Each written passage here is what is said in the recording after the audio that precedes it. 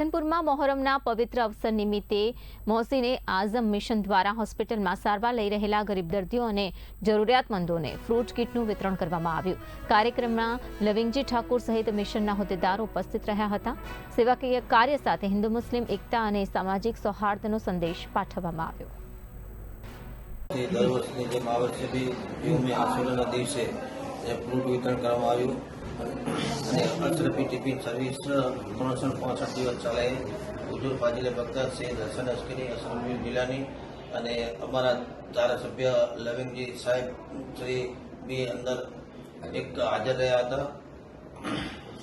ખૂબ સારો કાર્યક્રમ રહ્યો।